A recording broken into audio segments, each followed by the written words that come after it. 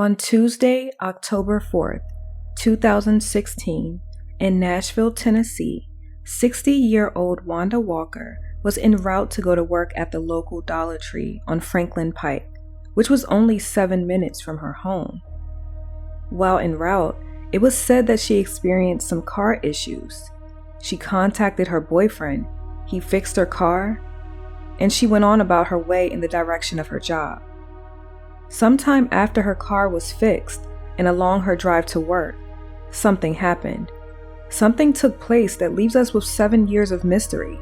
Then, something happened 17 years earlier that leaves us with 24 years of questions, connection, and possibilities.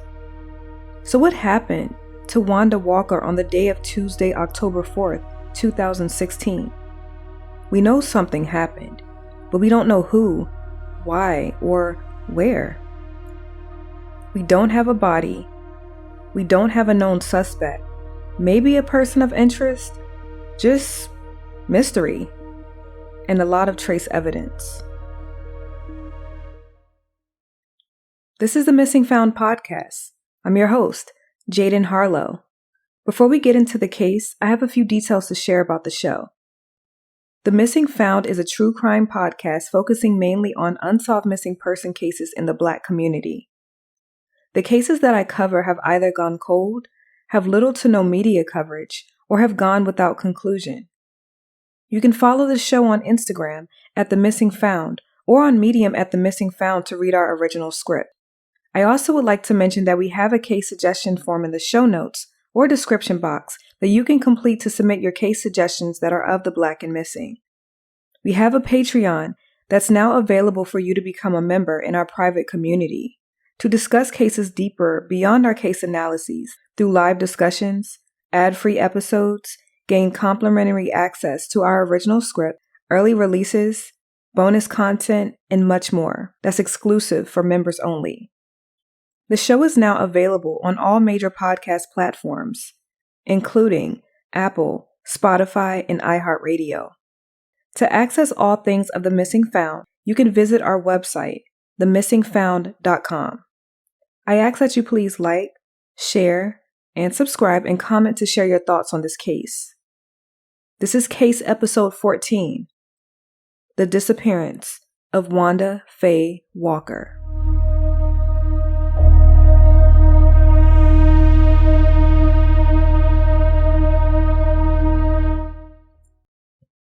A typical day. When I look at most of the cases that I've covered or read about, I notice that many of the victims are just going about their day, their normal daily routines. Nothing much out of the ordinary that we know of, and sometimes there is. However, one thing that missing people do have in common is mystery. The many questions that we ask, wanting to know what truly happened, in just that short time span from the last known whereabouts to where things go dark.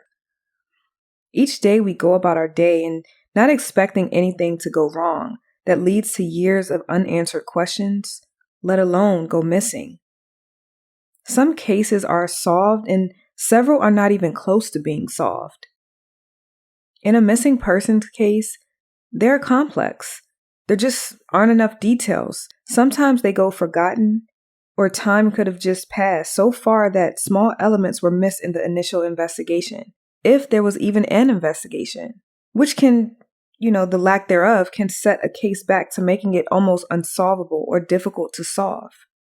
People move on, people relocate, people die, and people forget. Through The Missing Found, I don't want these cases to grow forgotten. I want you to think about if you were to walk out of your home and just vanish. You would be tapping into a reality that thousands of families in our community are facing. In this case, it's not that common to happen twice in one family. Today we're covering the disappearance of Wanda Walker. Wanda went missing in Nashville, Tennessee. She was on her way to work. It was said that she had car trouble, and then something happened. Wanda never made it to work, but what we do know is that there was a grisly discovery that I would describe as rather strange, bizarre, and quite telling. There was also something that happened in 1999 that may or may not have some form of connection as to what happened to Wanda today. We're going to offer a fresh look at the case details, the facts, retrace Wanda's last known steps on record, the oddity of a 17-year connection from 1999, in my opinion. This case does not have a lot of public details or received as much coverage as it should, but through the details that we do have, we will examine what has been presented. So who was Wanda Walker?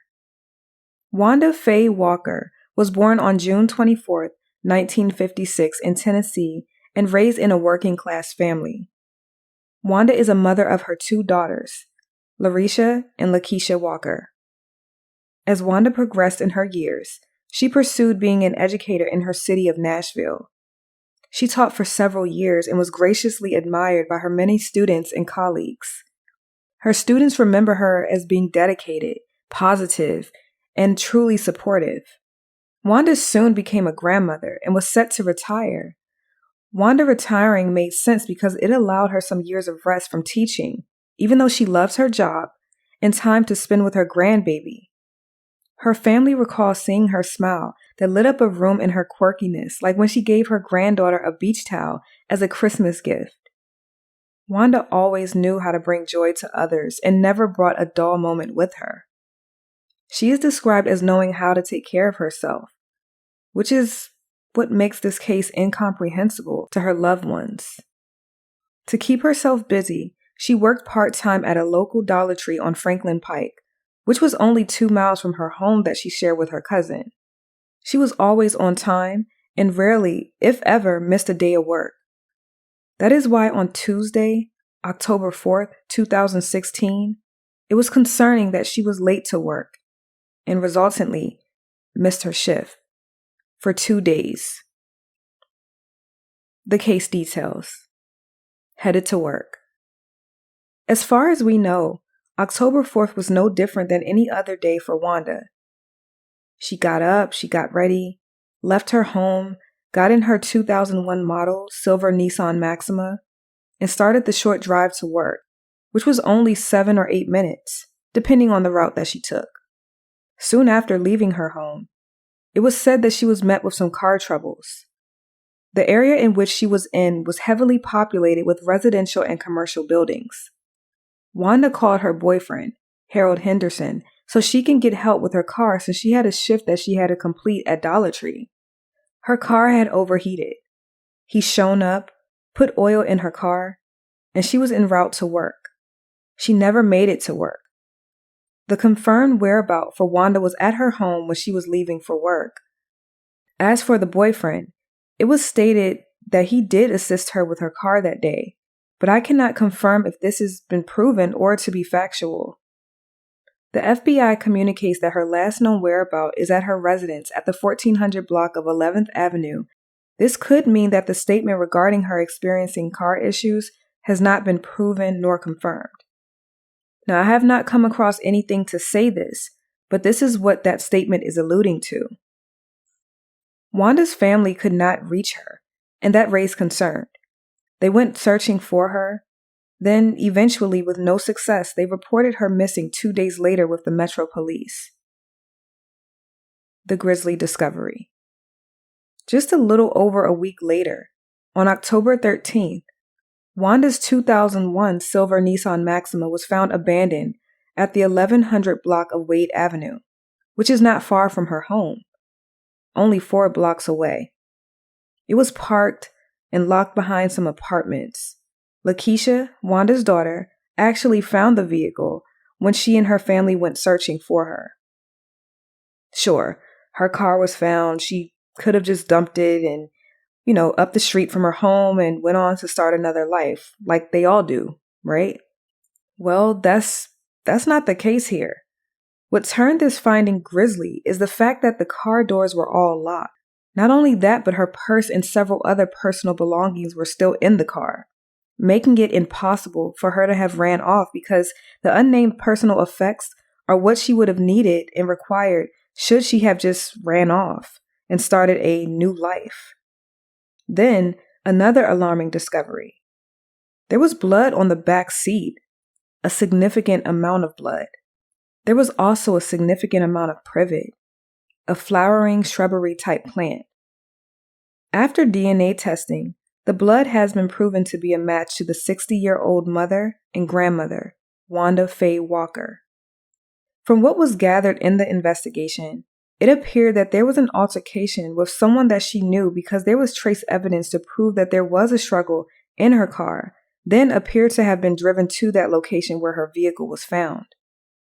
I have a direct quote from Metro Police, as reports WZTV. Quote, "It contained many of her personal belongings that she would have taken with her had she simply run away. The car also contained evidence of a struggle, and it is believed that Wanda had a physical confrontation with someone that she knew. This person then drove Wanda's car to the location on Wade Avenue and left it in that area because they were familiar with that location. Also located inside the car was a significant amount of privet, a flowering shrubbery-type plant." End quote. The 1999 connection. As I mentioned at the start of my analysis, there was something that happened 17 years before Wanda went missing in 2016. Wanda's daughter, Larisha Walker, who was 23 years old at the time and disappeared under mysterious circumstances on November 20th, 1999. It has been stated that Larisha was a responsible young woman and a great mom to her son, 2-year-old Rayvon, whom she loved and was very protective of. Larisha had just moved into her new apartment with her son and was working at Peterbilt Motors Company. Her life was not chaotic and lived a pretty normal and stable life. On the evening of Friday, November 19th, 1999, Larisha dropped Rayvon off with her younger sister, Wanda's other daughter, Lakeisha Chamber, who lived in the 900 block of Gale Street. On that same evening, as reported by the Charlie Project, she spoke with her father by phone between 9:30 and 10 p.m. It is not publicly known how this conversation went or what they discussed.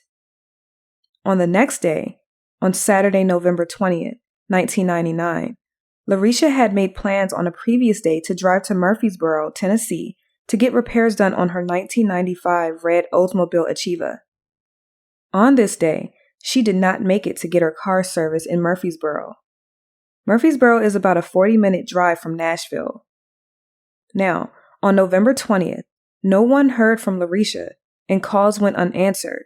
Her sister, Lakeisha, went to her home at 3858 Edwards Avenue in the Maplewood Heights area, and she did not notice anything was out of place, nor did she find Larisha at home. She heard music playing loudly and the lights were on.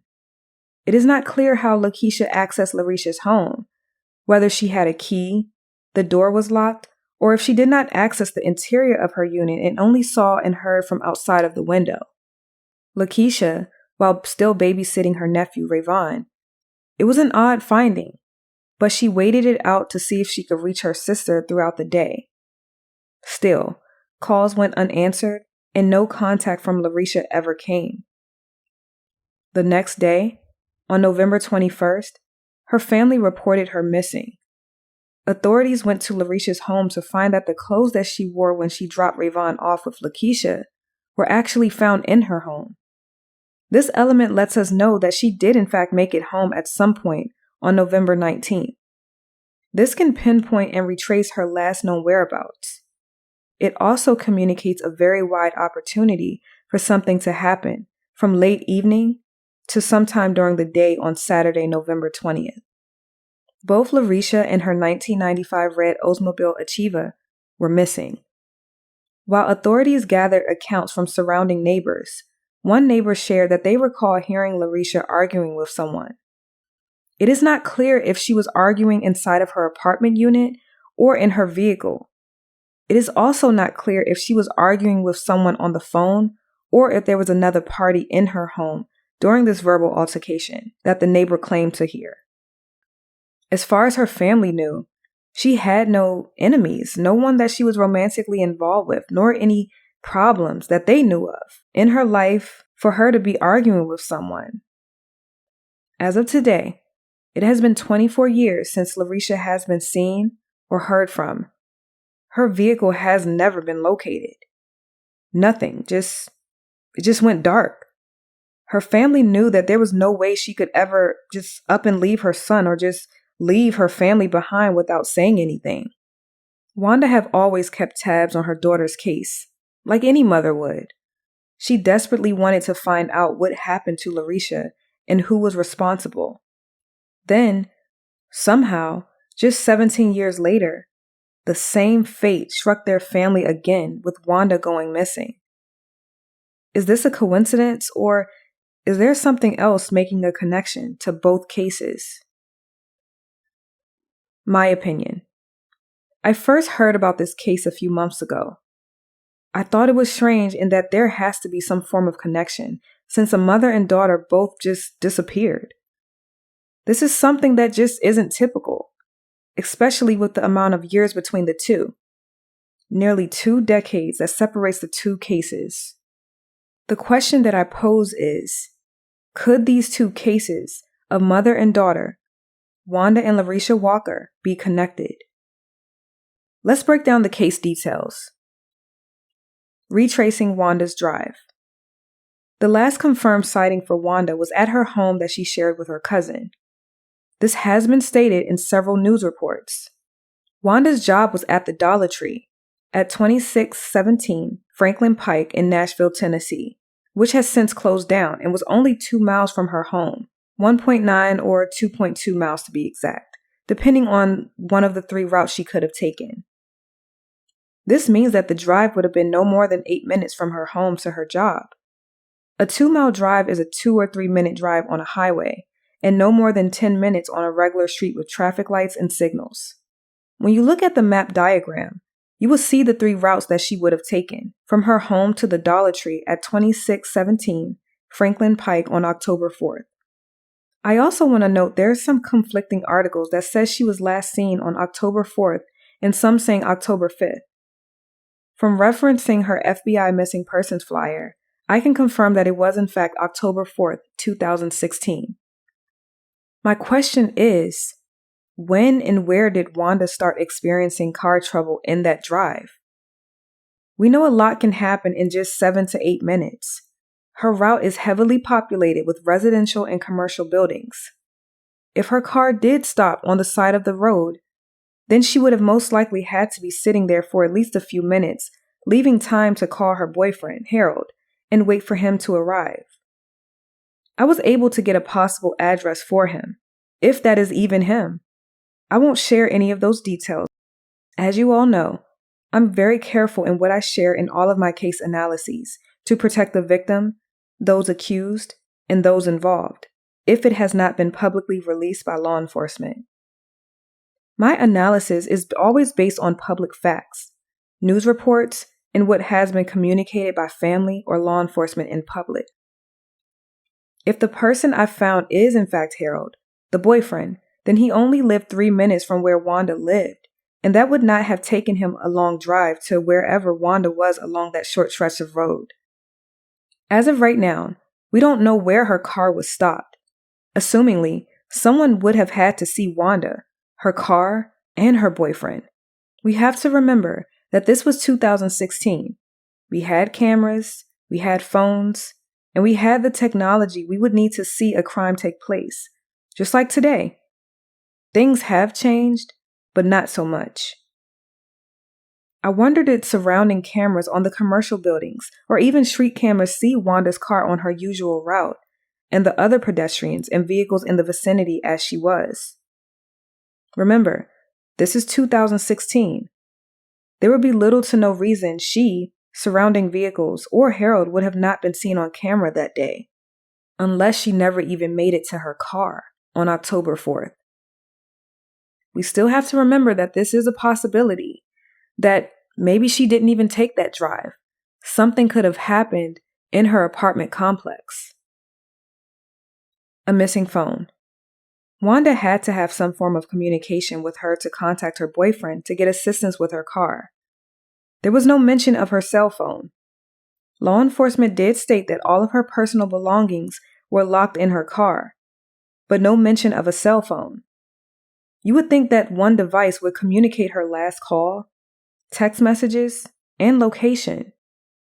Perhaps law enforcement may already have that information and it has not been shared with the public, understandably, since it is in fact an open investigation. Power windows and locks. Wanda's personal belongings were locked in her car. This can suggest that this was not a robbery, but someone had intent to get to her only. This can mean she may have been targeted. I have considered this being a random case, but I don't see that being the case since it was in such short proximity to her home, her job, and through that she was said to have had contact with her boyfriend, with her car being overheated. Her Nissan Maxima was a 2001 model. All 2000 models had power windows and locks. For her doors to lock, someone had to have a key, or took the key to do so. The details are scant when it comes to Wanda's disappearance. Whoever responsible, this does seem targeted, but we can't completely rule out this being a random attack. Do I think the latter is the case? I do believe it is highly unlikely based on the public facts and the statement that law enforcement has released. According to lead detective Matt Filter at MNPD Homicide Cold Case Unit, he said, quote, "There are other elements of this investigation, which I cannot discuss at this time. However, suffice it to say, I believe that Wanda Faye Walker was likely killed, and I believe there are members in our community who have information that would be able to answer some of the questions we have." End quote. Lead Detective Filter believes Wanda was killed due to the trace evidence in her vehicle. The blood in her back seat was significant enough to consider her deceased, but no body has ever been recovered, and there may not even be a possible motive known. The privet in the car can suggest to someone that she was in bushes of some sort, or the suspect was in bushes to track the plant material into her vehicle. The suspect parked her car, locked it, and went on as if nothing happened and may still be in the area. Law enforcement believes that it had to be someone who was familiar with the area because of where her car was parked. It also lets us know that whatever happened did not happen far from home because Wade Avenue, where her vehicle was parked and abandoned, was only 4 blocks from her home. This also does not dictate that something happened in the vicinity. Something could have happened at a different location, and her car was driven back to her area to appear that something did take place in that area. I wonder, has law enforcement located the areas nearby that has privet shrubbery?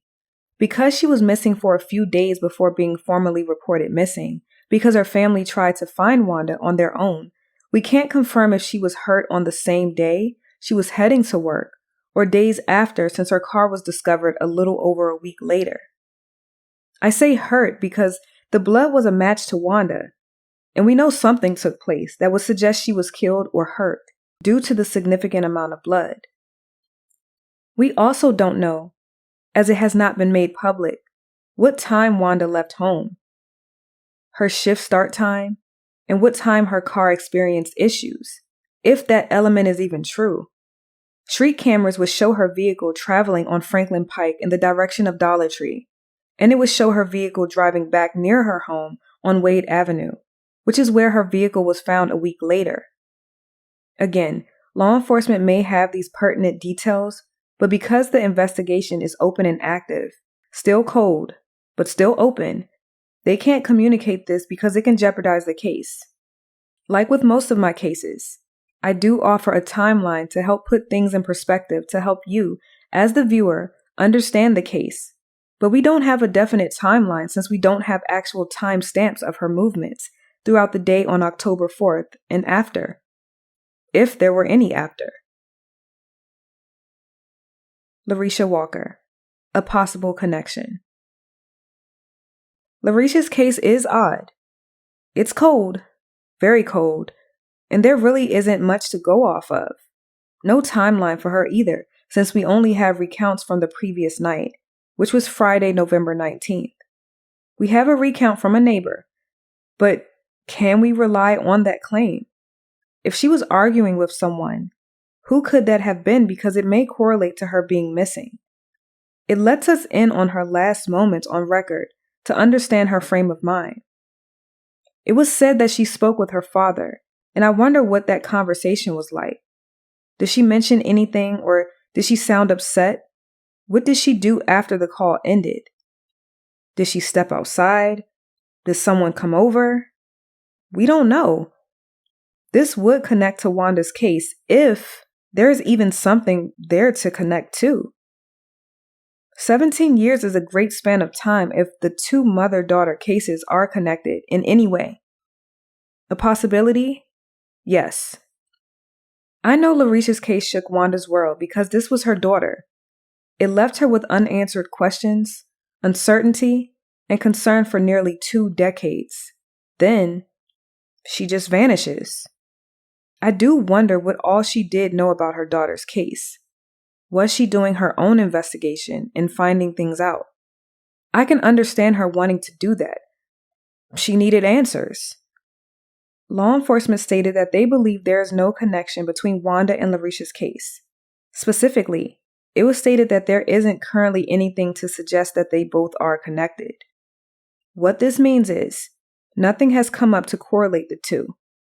It is an oddity for two close members to go missing nearly 2 decades apart. One can look at this and think there is a connection because not only are both women missing, but their mother and daughter. And both cases remain unsolved and cold. I can't say I think they are both connected. I truly don't know. If I had more facts, then I would be able to formulate an opinion. But as of right now, I just don't know. A part of me thinks, sure, they can be connected until you prove they aren't. It is not common for a family to lose 2 members of the same family unit by going missing under mysterious circumstances at completely separate times, decades apart. I've read where families have lost 2 members of their family through murder, but vanishing almost 2 decades apart? It's not unheard of, but it is highly uncommon. Then, I can say that both cases can have no correlation at all. We can't ignore that maybe Larisha went into a body of water, which can be why we can't locate the vehicle, or she disappeared at the hand of someone else. As for Wanda, it is no secret that something happened since there was blood matching her DNA in her back seat, a significant amount of blood. And of course, this is never a good sign. So, again, do I believe they're connected? I don't know. Possibly not, and possibly could be. There may have been some information she came across that involved her daughter's disappearance. This has not been proven, but it is something a few commentators have stated. Investigators think there is no connection, and I'm sure they have their reasons to suggest that. At this point, until people start talking, sharing what they know, if there is more to either case, which there is, that made both Larisha and Wanda disappear under mysterious circumstances, this case will remain open, unsolved, and sadly cold.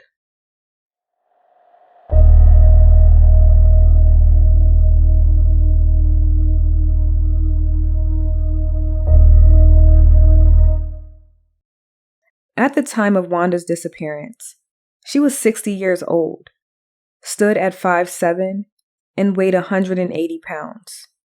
Wanda is a female, African American, has brown eyes, and has naturally brown hair that has been dyed blonde consistently for the past several years. Her hair was styled in a short afro.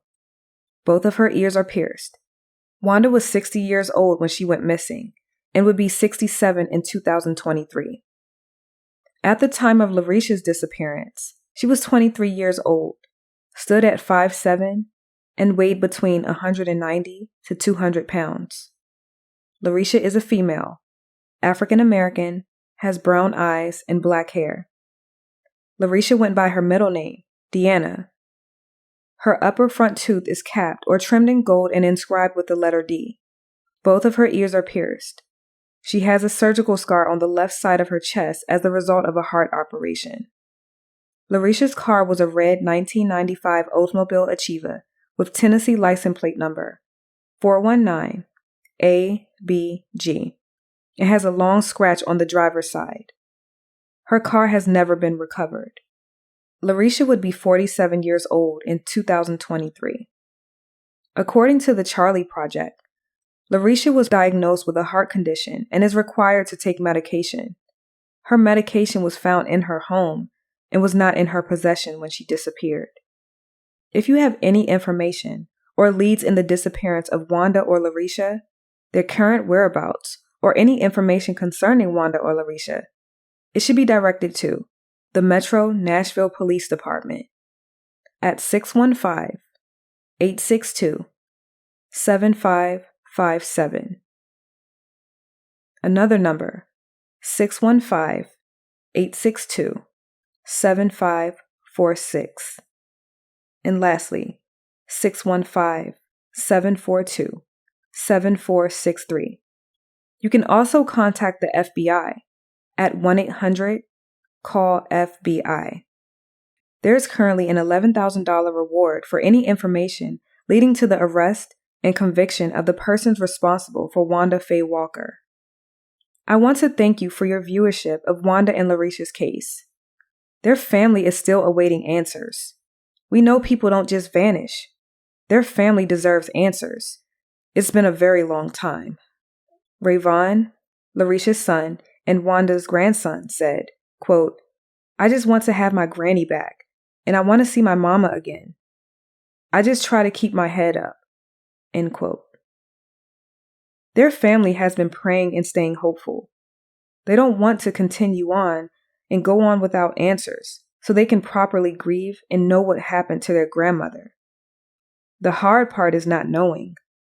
I do believe that every missing person case deserves attention, no matter the details. The goal is to acknowledge the case so you won't forget, and just maybe it can spark the brain of someone who may have seen something or know something. As always, please be safe, be vigilant, and always be aware of your surroundings. May God bless and keep you all. What we're really needing is information from people that knew her and knew about the relationship that she had, or any other relationships that maybe she had that we just haven't uncovered for some reason. My prayer is that whoever knows, they don't hold on to it any longer. Even after 6 long years, Quantisa isn't giving up that her family can find peace. Teach me to do your will, for you are my God. May your good spirit lead me on level ground. Psalms 143:10.